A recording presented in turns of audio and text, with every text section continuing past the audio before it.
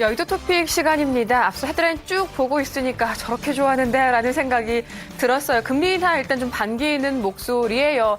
100엔 돌파, 결국엔 조금 아쉽다라는 생각이 다시금 이어집니다. 영향이 어느 정도 미치게 될지는 가늠하기 정말 쉽지는 않겠지만 타이밍이라는 부분에서 다시 한번 좀 씁쓸한 대목 아닐까 싶고요. 일단 오늘 증권사 보고 있는 종목들도 대부분 금리 인하 혹은 실적으로 포커스가 맞춰져 있었습니다. 자, 어떤 종목들인지 일단 신규 추천주 또 증권사들의 추천 제외 종목까지 하나하나 살펴보겠습니다. 먼저 신규 추천 종목 보시죠.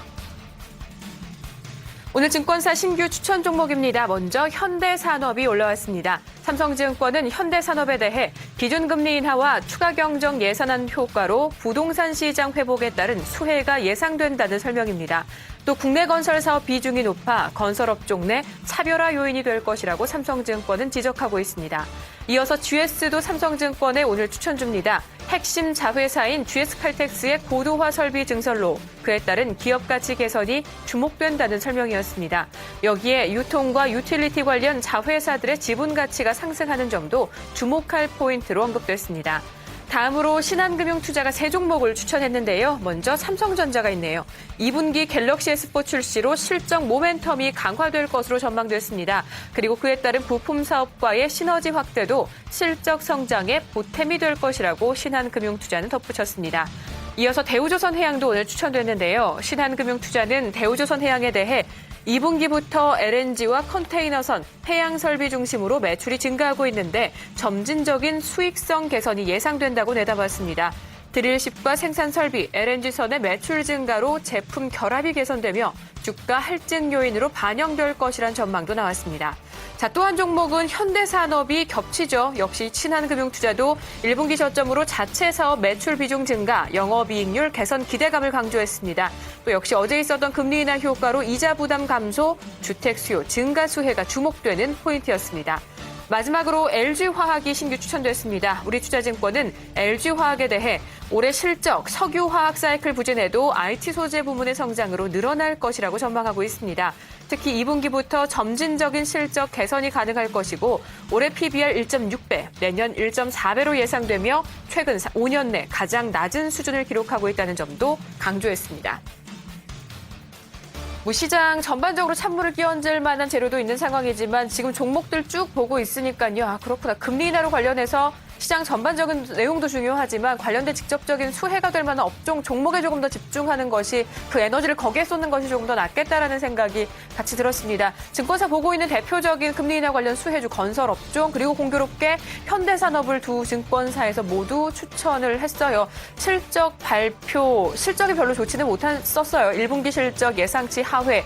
그때 당시 실적 부진과 관련된 코멘트 가장 큰 이유 중에 하나가 국내 주택사업 비중이 너무 높다가 우려 요인이었었는데 아무래도 GS건설 쇼크 때문인 것 같아요. 해외 쪽의 영향으로 인해서 GS건설의 실적이 좋지 못했기 때문인지 오늘 두 증권사들의 추천 포인트도 국내 건설사업 비중이 높은 것이 차별화 요인이라고 오히려 강조하고 있는 강점으로 꼽히고 있습니다. 최근 보니까 지난 4월 1일에 기록했던 신고점보다 한 1,000원 정도 갭 차이가 나는데요. 최근 다시 주가 강세를 보이고 있죠. 오늘 금리 인하와 맞물려서 다시금 새로운 주가 기록을 세울 수 있을지 오늘 현대산업 주가 체크해 보시기 바랍니다. 자, 이번에는 추천 제외 종목 보겠습니다. 화면 보시죠. 오늘 증권사 추천 제외 종목입니다. 먼저 신한금융투자가 두 종목을 추천해서 제외했습니다. 삼천리자전거 수익 실현 결정이고요. SK텔레콤 역시 신한금융투자는 수익 실현을 위해 포트 편입에서 제외하기로 결정했습니다. 이어서 우리투자증권이 두 종목을 추천해서 또 제외합니다. PNT의 경우 추천일 이후 주가의 상승 탄력이 약화되며 제외 결정을 내렸고요. 제일모직 보시면 전고점에서 차익성 매물이 나오며 상승세가 약화되고 있어 제외한다고 설명하고 있습니다.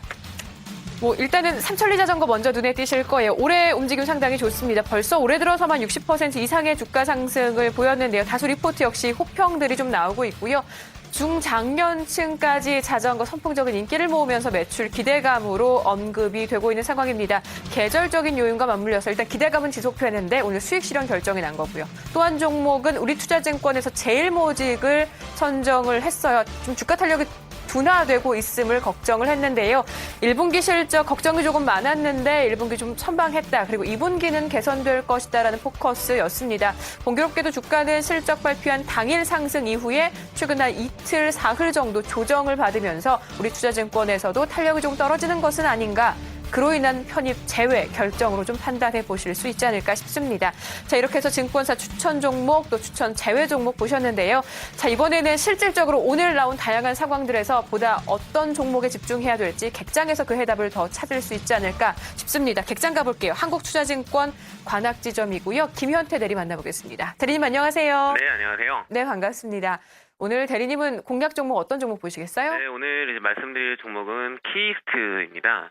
키이스트는 여러분이 잘 아시다시피 배용준을 비롯하여 김수현, 김현중 등 약 30명의 연기자들과 전속 계약을 체결한 매니지먼트 사업, 영상 콘텐츠 음반 제작 및 엔터테인먼트 파생 상품 및 MD 라이센싱 및 등의 사업들을 영위를 하고 있는 그 엔터테인먼트인데요. 이 종목이 이제 모멘텀은 다음과 같아요. 이제 첫 번째로 키이스트의 경우 2010년까지만 하더라도 배용준 씨를 중심으로 한 배우 매니저먼트 사업을 영위를 하고 있었지만 2011년부터 김현중을 축으로 한 음반 사업, 배우 김수현, 정려원 씨 등을 통한 용역 사업의 매출 비중이 절반 이상에 달할 정도로 사업 다각화에 성공을 하였습니다. 이 다양한 배우 라인업을 통해서 다수의 소속 배우들을 캐시카우로 보유를 하고 있고 드라마, 영화 출연이 연간 10회 이상을 유지를 하고 있어가지고 안정적인 수익을 창출할 수 있다는 점이 키이스트의 강점이라고 할 수 있겠습니다. 이 더욱이 1월부터 일본 NHK 방송에서 해를 품은 달 방송을 통해서 한류 열풍의 바톤을 이어가고 있는 김수현 씨의 영화 및 CF 활동으로 올 한 해 키이스트의 용역 사업 매출이 훨씬 더 증가가 될 것으로 기대를 하고 있습니다.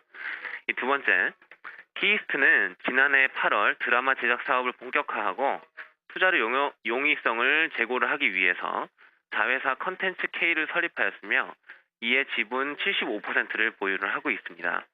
이 컨텐츠 K의 첫 제작 드라마인 울랄라 부부가 지난해 11월 평균 시청률 10.8%를 기록하며 종영했고 지난 1월 종영한 학교 2013의 평균 시청률은 15%가 나오면서 매우 순조로운 출발을 보이고 있다는 평가를 받고 있습니다.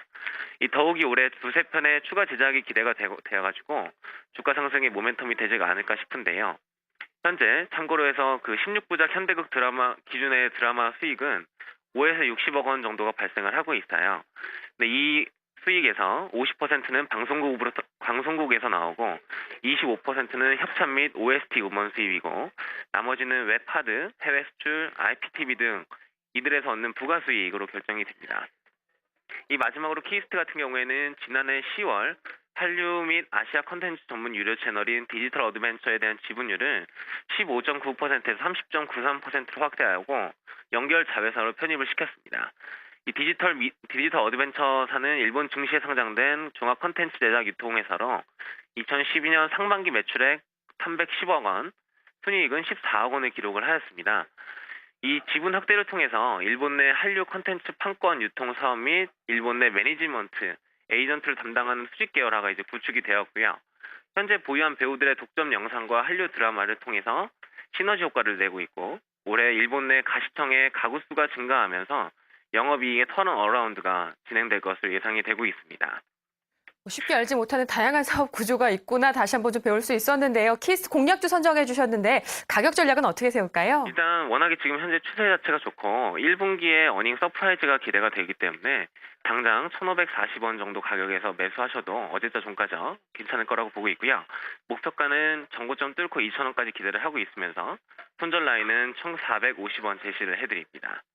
그렇군요. 알겠습니다. 대리님 말씀 잘 들었습니다. 감사합니다. 네, 키이스트 오늘 공략 종목으로 함께 살펴봤습니다. 한국투자증권 관악지점의 김현태 대리와 함께했습니다. 여의도 토픽이었습니다.